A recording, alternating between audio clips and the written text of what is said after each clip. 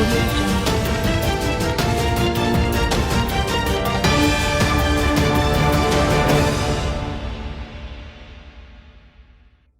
want to start by saying we are celebrating 24 years since the United Nations Security Council adopted what we call the UN Security Council Resolution 1325. This was adopted on 31st October 2000, and it was a landmark resolution with a unanimous vote. Why the UN Council Resolution 1325? It was in recognition of the fact that around the world there are always armed conflicts. As we speak now, over 100 countries globally are facing. We will continue to work together with our partners, the government of Norway that is supporting our National Action Plan. We have our partners here that are also the Japan Embassy, the UNHCR, UN Women, and all the government MDS and other partners in ensuring that we work tirelessly, not only within Uganda, and you know that we know the impact of armed conflict. We have managed to largely keep this country peaceful, save for a few ADF that can sometimes enter through the western exits and then maybe the other side of Karamoja. That is very important. We put in place rehabilitation program. We support refugees that comes from the neighboring countries because we know women are most affected. We have programs for women, skilling them and giving them capital.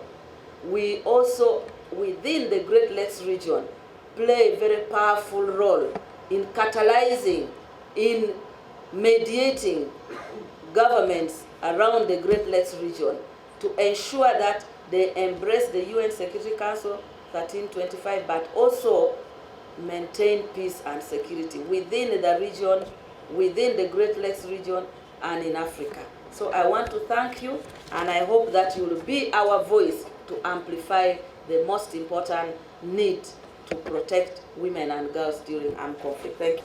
The reason why Japan, for myself, a representative of Japan, why I am here is that earlier this September in United Nations, New York, the then Foreign Minister Yoko Kamikawa take part in the WPS Focal Point Network. And Japan, together with Norway, will be the Focal Point Network representative in 2025, which year we will celebrate the UN Security Council Resolution 1325. I congratulate in advance.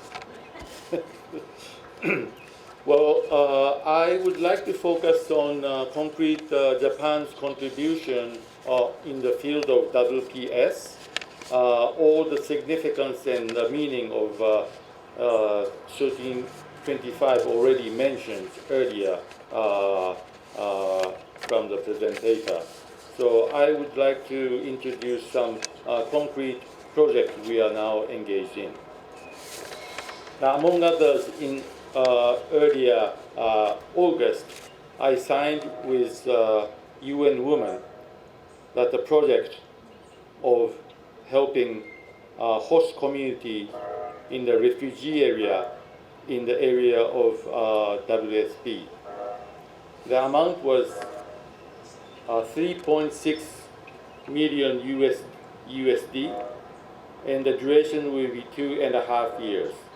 And this project is already ongoing, mainly in the West Nile area. We also contribute not only financial aspects, but also in the human resources.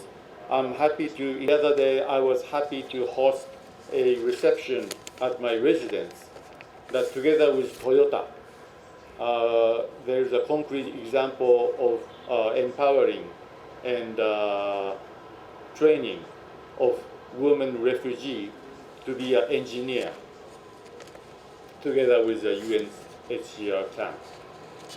So there are many other examples. We were currently working with UNFPA, again in the region of West Nile, and helping those women in need in the main region for the refugees and West Nile area. We are doing this not only through international organizations like UNHCR or UN Women or other UN organizations. We work with NGOs, Japanese NGOs like Peace Win Japan, Ashinaga, or Terra Renaissance, or Save the Children, Uganda and Japan. They were actively conducting some project, even right here now, in respective area all over Uganda.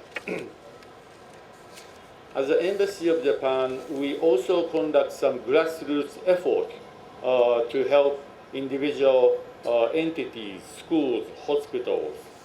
Just last week, I signed the contract with the school, hospital, and also NGOs to concretely advance the agenda of women and peace and security. Among others, helping a women's dormitory, a girls' school, and also hospital, especially focused on the maternity of women, and another additional building for hospital in this respect. These are the only small list I just want to mention today, and my government will pledge, not only right now, but towards the next year's anniversary for Resolution 1325 to further advance, not only in Uganda, but also in this region and also worldwide. Thank you for your attention. I'm pleased to welcome you to the commemoration of the 24th anniversary of the United Nations Security Council Resolution 1325, which is on women, peace, and security, a resolution that recognizes the unique and disproportionate effects of conflicts on women and girls, and therefore a need for their inclusion in peace-building processes. Today's event aims at taking stock of milestones achieved since the adoption of the resolution on 31st October 2000 and its eventual domestication in Uganda in the year 2008, when the country developed its first national action plan for implementing the instruments. We also acknowledge the challenges in the realization of the resolution's goals in light of emerging trends of conflicts globally. Allow me to congratulate both state and non-state actors under the coordination of the Minister of Gender, Labor and Social Development upon reaching this milestone, but most importantly, the effective implementation of the third National Action Plan for Women, Peace and Security, which ran from 2021 and is ending in 2025, and the mechanisms have been put in place to achieve the set goals under the 4 pillars of protection, prevention, participation, relief, and recovery. I also take the opportunity to appreciate the support and the partnership of UN Women, who are with us here and the government of Norway towards the women, peace and security agenda in Uganda. In the same spirit, I appreciate all the development partners and civil society organizations that are contributing to women, peace, security initiatives, as well as humanitarian action. The main objectives of today's media engagement are three.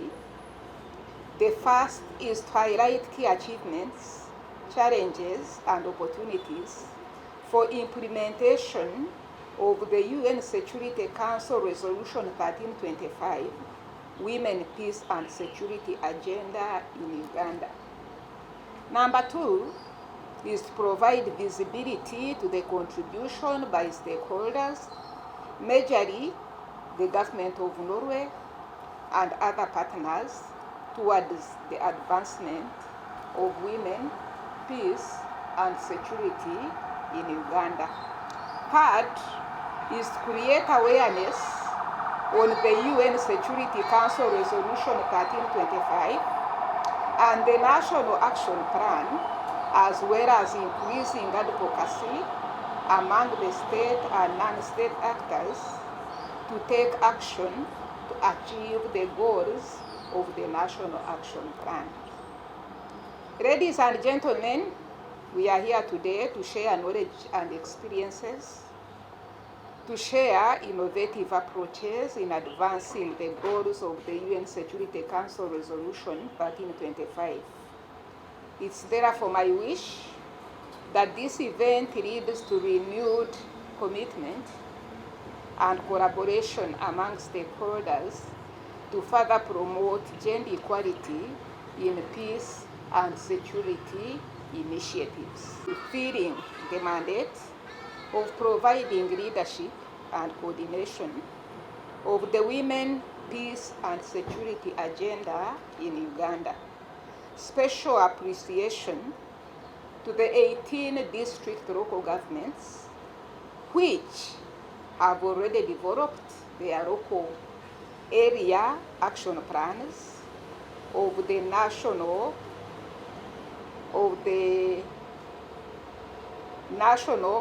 agenda, providing a more sustainable and effective strategy for the implementation of the Women, Peace and Security Agenda in Uganda.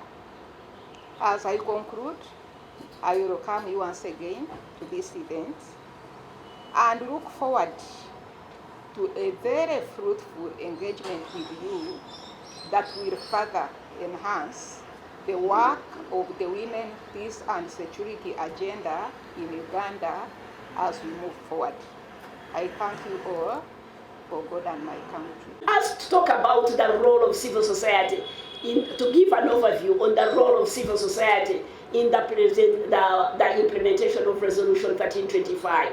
And I believe this is specifically in Uganda, but we also know that civil society leads in the implementation of this resolution globally. It is not only in Uganda. One of our key roles as civil society is to conduct research and generate knowledge. And the knowledge that we generate informs us about what is happening on the ground regarding implementation of the resolution. It informs us about who is doing what, where, which parts of the country are served and which ones are not. It informs us about the strategies that are working well. We also get to know what is not working well, and we learn new lessons. But we also begin to understand any emerging challenges and new conflicts. And so this helps us to design our advocacy messages, and to develop communication products that enable awareness raising and public education, so that everyone can understand the intentions of Resolution 1325, that is commonly referred to as a landmark resolution. because it was the first time that the UN recognized that conflicts and disasters affect women differently from the way they affect men. Then, once we have done that, we develop models of good practice as civil society, and particularly the Coalition for Action on 1325, that on whose behalf I speak. We are a coalition of 65 peace-building organizations, ranging from Pan-African organizations to small community-based organizations. So we develop models of good practice. And our first good practice came in 2010.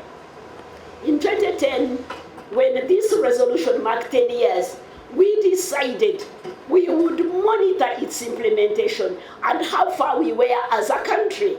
And we brought on board government agencies, including the UPDF and the Minister of Defense and Minister of Internal Affairs, specifically the police and the prisons.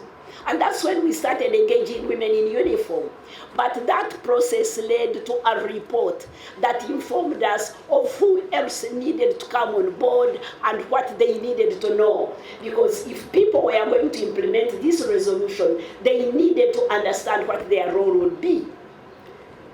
In 2012, Dokoro District Local Government made history. They became the first local government in the whole world to develop a local action plan. And this was spearheaded by civil society. So Uganda actually became the first country in the world to localize the implementation of this resolution, and develop a local action plan that addresses conflicts at community level and articulates strategies to resolve and address those conflicts.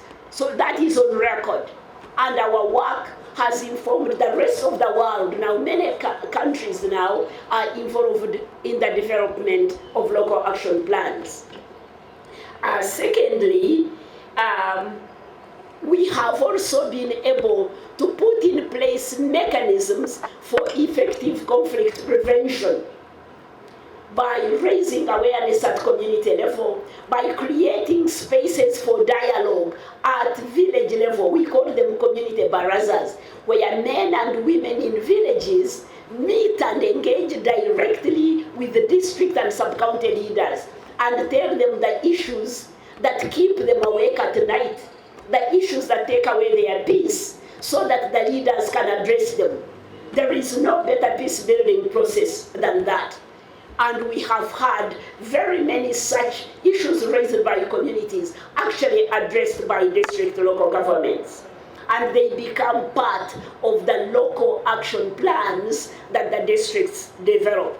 But we have also increased women's participation in leadership in politics, leadership in the economy, leadership in mitigating climate change impacts, but also leadership in peace processes.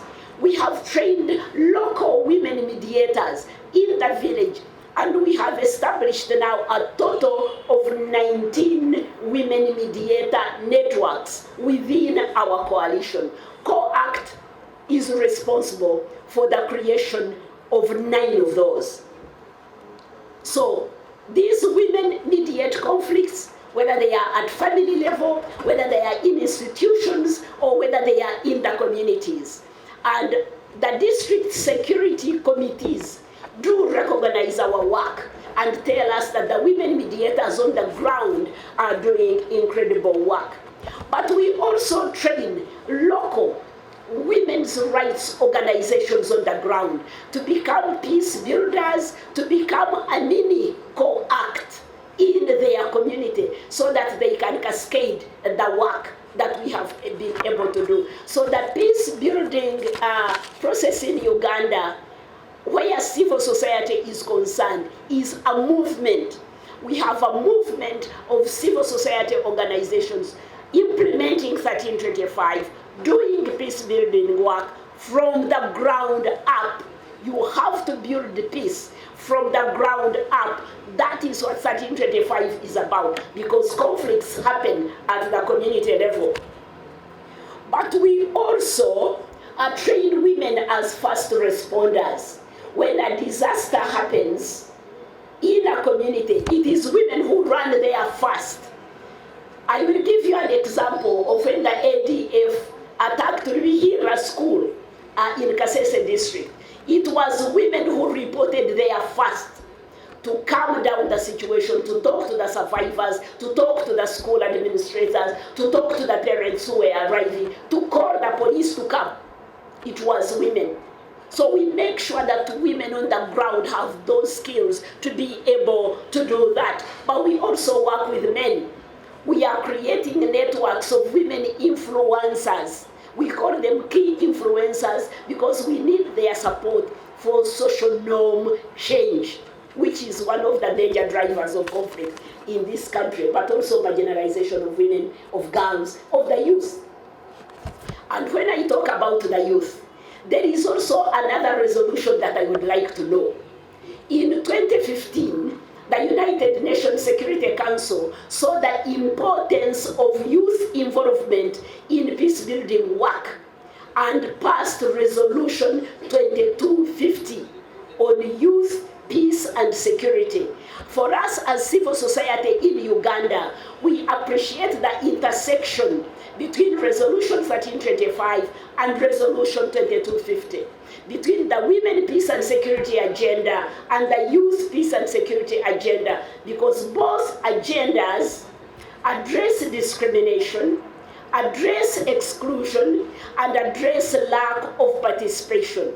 But also because among the youth, 41% are women, so they belong to both the Women, Peace and Security agenda and the Youth, Peace and Security agenda. So as civil society in Uganda, we intentionally mobilize and train youth through leadership and peace-building boot camps.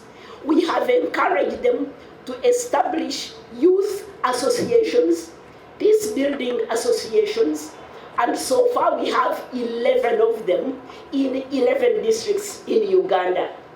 If you are on Twitter, look up Peace Builders Coalition in Ntungamo district and see what they are doing.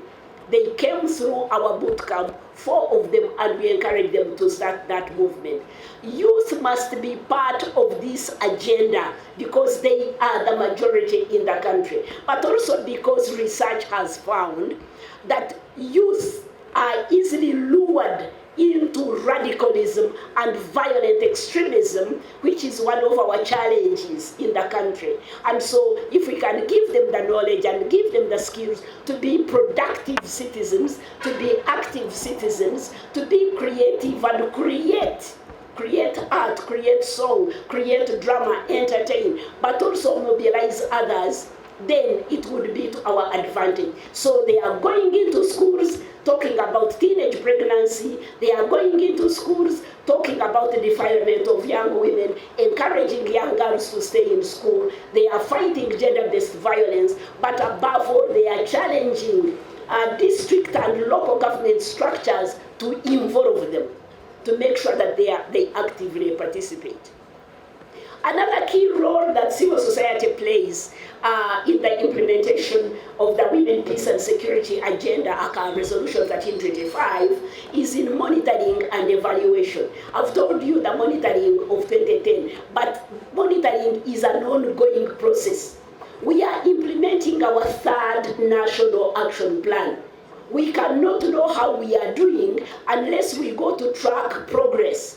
So we track progress, we document good practices, we see which new stakeholders have come on board and what they are doing, but also we identify challenges that we bring to the attention of the Ministry of Gender in our advocacy messages, but also in the meetings, because now we engage as partners, so that these two can be integrated in government programs.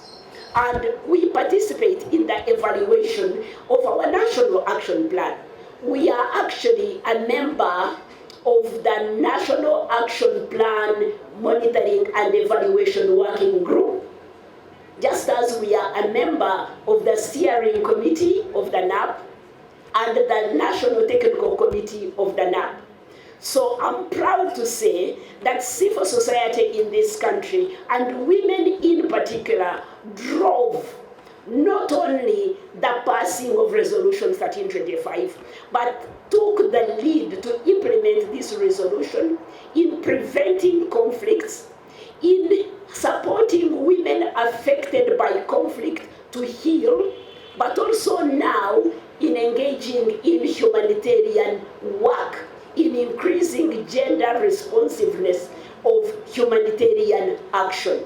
And we are increasingly integrating climate change mitigation because it affects food security and so affects human security. Families that are displaced because of floods in the Rwenzori region, if you go to Ntoroko now and see what is going on, that is a security issue for us. And we want to see how that affects women and what we need to do to make sure their needs are addressed. I could go on, ladies and gentlemen, but this is my time. I'm honoured to be delivering remarks this morning on behalf of the UN Women Country Representative, Dr. Paulina Chiwangu, on the occasion of the 24th anniversary of the United Nations Security Council Resolution 1325 on women, peace and security. 24 years ago today, on the 31st of October 2000, the UN Security Council made history by unanimously passing Resolution 1325, which was the first ever to acknowledge the gender dimensions of armed conflict.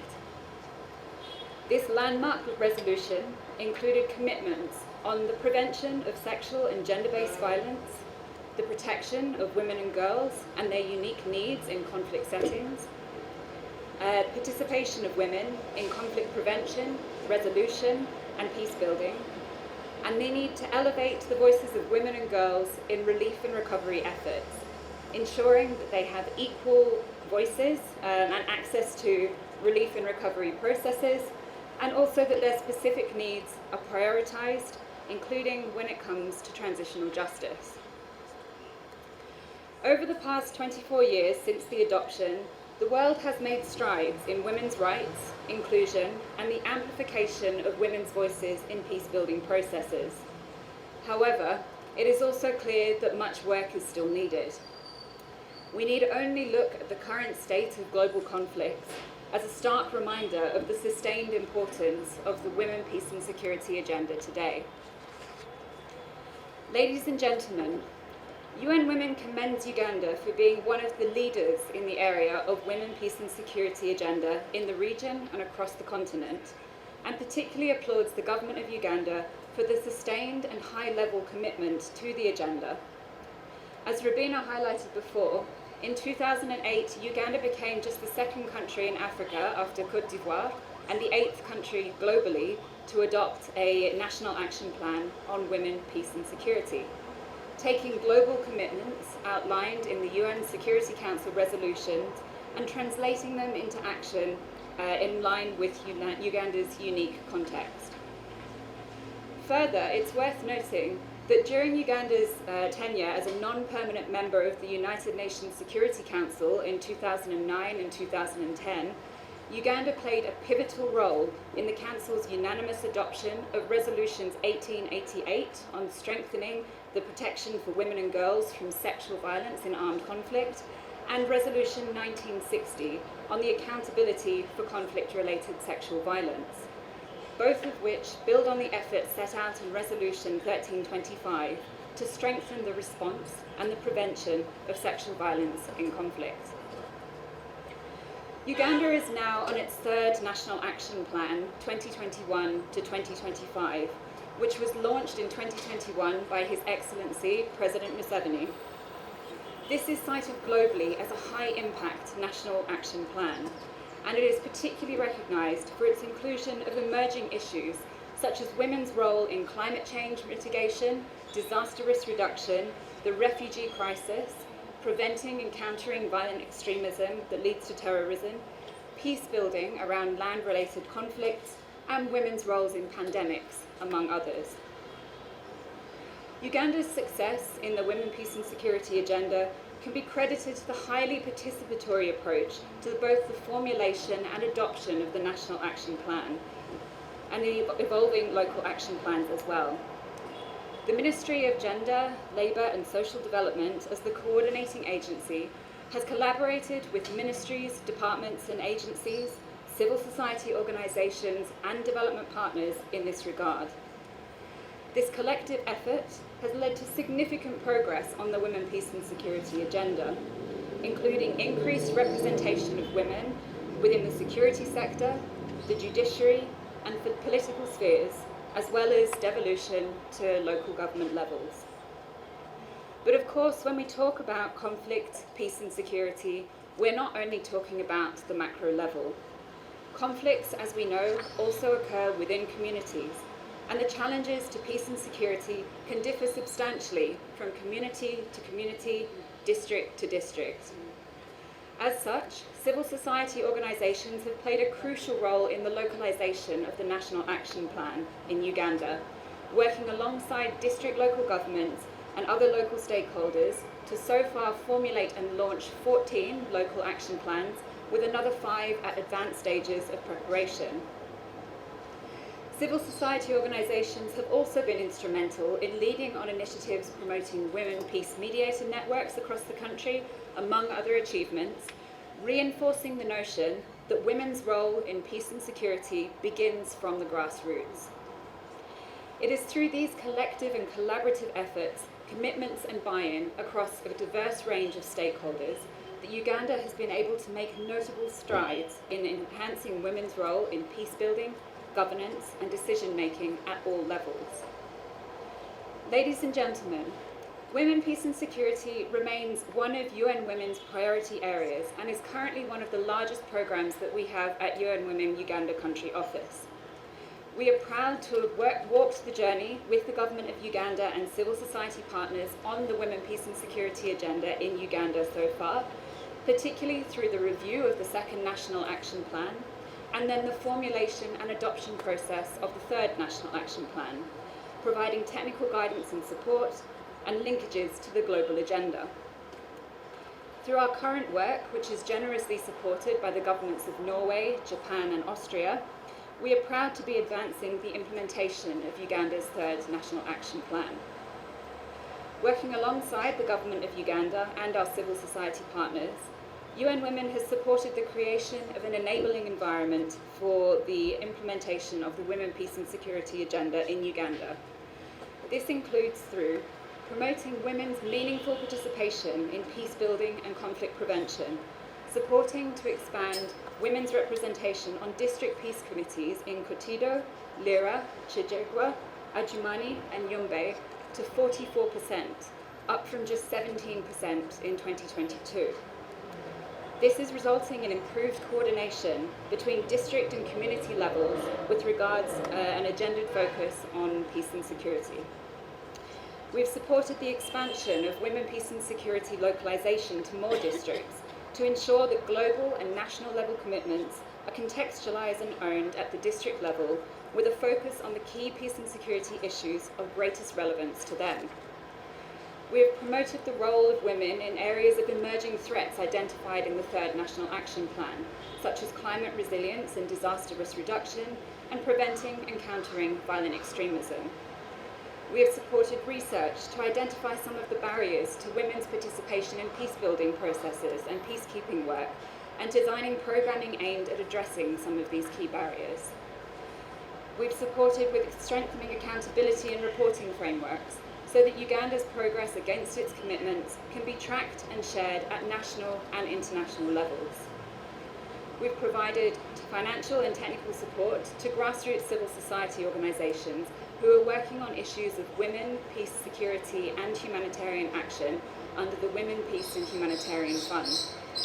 And we've been expanding implementation of the Women, Peace and Security agenda into refugee hosting districts to ensure that refugee and host community women, men and youth are active participants in and can benefit from gender-responsive conflict prevention efforts, protection services and livelihoods opportunities to address economically induced conflict drivers and promote peaceful coexistence.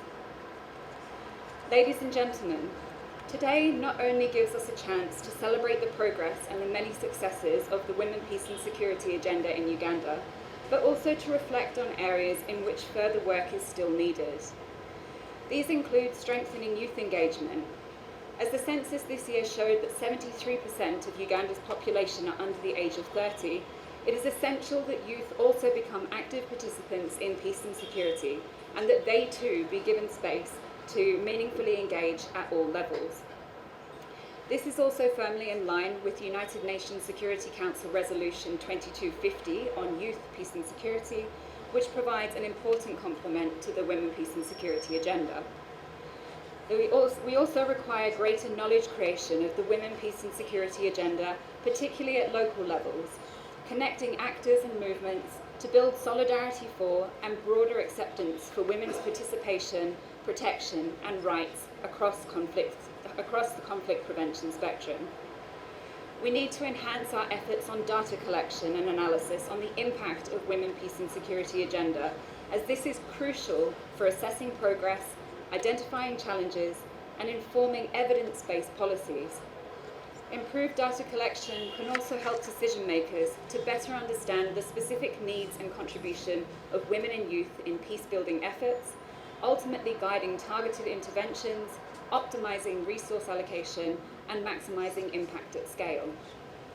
We require greater coordination among actors working in the women, peace and security space at all levels, with a focus on experience sharing, knowledge transfer, and network building to strengthen collective efforts. We need stronger linkages to regional efforts and processes, such as those coordinated by the African Union, the East African Community, and IGAD through their own regional action plans.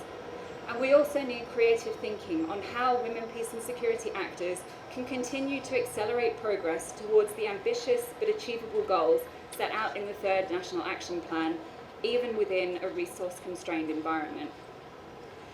As we celebrate today's 24th anniversary, UN Women heartily congratulates the Government of Uganda, civil society, development partners, and other women, peace and security actors on the sustained commitment to the Women, Peace and Security agenda in Uganda. It is evident that the Women, Peace and Security agenda today is just as relevant, if not more relevant, than it was when it was adopted 24 years ago. Let this anniversary inspire us to collectively act to redouble our efforts to accelerate implementation of all pillars of the Women, Peace and Security agenda, address remaining gaps, and continue to work together to build peaceful and secure societies that are shaped by women's leadership and meaningful participation at all levels. As UN Women, we pledge our unwavering commitment to advancing women's equality and the empowerment of women in key aspects of peace and security. We will continue to advocate for the inclusion of women's voice and agency in decision-making process, strengthen partnerships with local communities, and support initiatives that promote and protect women's rights and promote their active participation in peace-building efforts. Thank you. To the absolute need for us to deliberate on this subject, women, peace and security. When it comes to women issues, I take it personal. Personal because my role model was a woman, and those who have been close to me know this, that at every little opportunity I make mention in reference to my great-grandmother, who has been a pillar in the family until now. If I open that chapter, we'll be here for the whole day. So I take it very, very personal. And needless to say, when there is conflict and when there is, conflict, attacks, women and children are the ones who suffer most. The evidence is very, very clear. Here in Uganda, out of the nearly 1.8 million refugees that we have here, 79% of them are women and children. And then you go to any refugee settlement and it is evident. You don't find many men there, but mostly women and children. You can find some boys there as well. Last week, as many of you know, the UN High Commissioner for Refugees, Mr. Filippo Grande, was here on mission, and we visited together a settlement in Kiriandongo and listened to the account of the harrowing experiences that Congolese women faced on their journey here to Uganda. Some of the things they said are quite unspeakable. We spoke to them in small groups, but have been victims of all sorts of atrocities against women. And one thing that baffles me is this, that practically in all cultures, even before civilization, there was a pattern of abuse perpetrated against women. Everybody claims to love their mother and their grandmothers, all the men. I had the opportunity to serve in Afghanistan as well, 2002 to 2004, where women, as most of you know, are put under burqas. Once I tried one of those burqas on to see very, very horrible experience in temperatures over 50 degrees. You have women in this with a small net that they can see through. But yet, when you talk to individuals, they would express how much they love their mothers, grandmothers, and sisters. So then you begin to wonder, if individually you love your mother's brothers and sisters, your mother's grandmothers, sisters, how come that collectively we cannot spring to action when it comes to women issues? It's something that baffles me, because almost every man would want to prioritize their mother, grandmother, and sisters individually. But collectively, I don't think we are doing enough to champion issues that enhance the well-being of women. So my remarks would center on kind of advocating, especially with men, to stand up and speak for the cause of women's rights. That is why here in Uganda, the enabling conditions are here. The government is very, very pro-women. So it makes it very easy to work with government to implement some of these resolutions that are meant to protect women. Needless to say, since women are the receiving end of some of these most atrocious practices, they must be involved. They must also serve as the agents for change, not only victims, but they should be actively and deliberately involved. And this is what we take into consideration in our refugee response.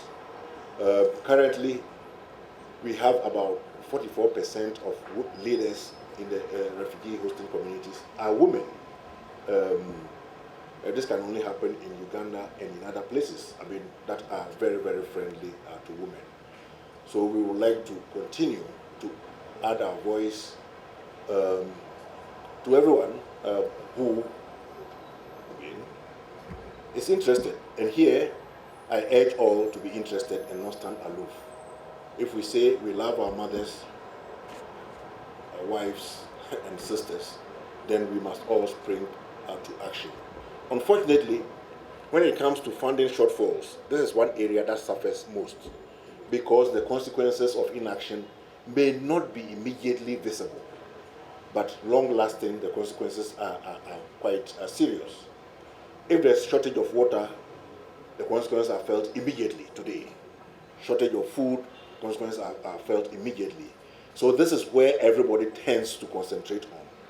If there is inadequate response to gender-based violence, you may not see it today, but the cumulative effect destroys the society entirely.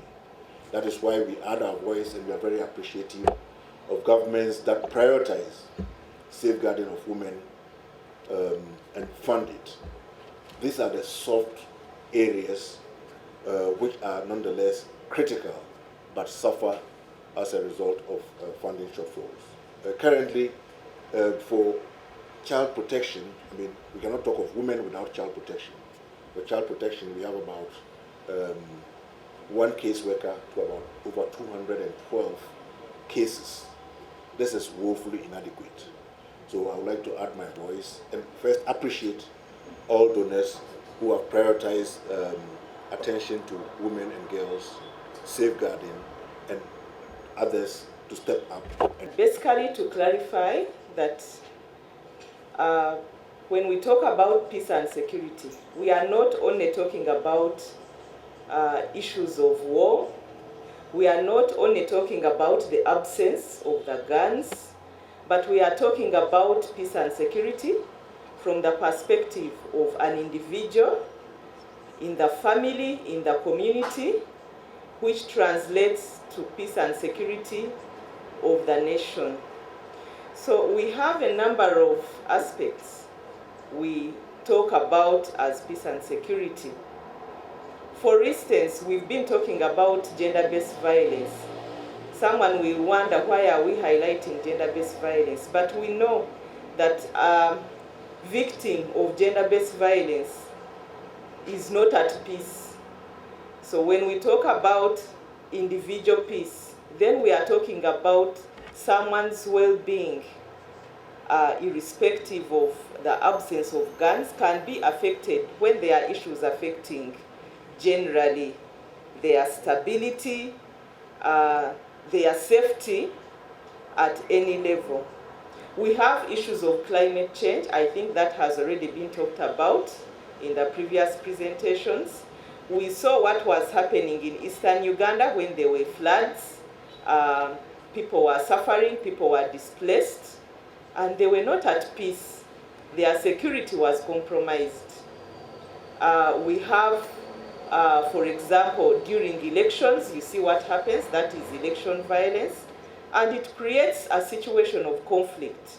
So when we are talking about peace and security, we are looking at generally, as an individual, what keeps you awake. I think it was well said, that does not allow you to rest, does not allow you to enjoy your comfort zone, is what we are referring as an issue that affects someone's peace and security. And when we are addressing women peace and security, we are looking at the woman in the home, the woman as an individual, but in the home. We are looking at the woman outside the home, while she goes out to do her work, to engage with others. But we are also looking at women as a collective in society. Issues of women peace and security, we've already been told that they also translate to the children and other members of the family. We know that when the children and other members of the family are not at peace, then generally women are not at peace. I think I do not know how I can explain that further, but I think it is made a little more clearer. Thank you.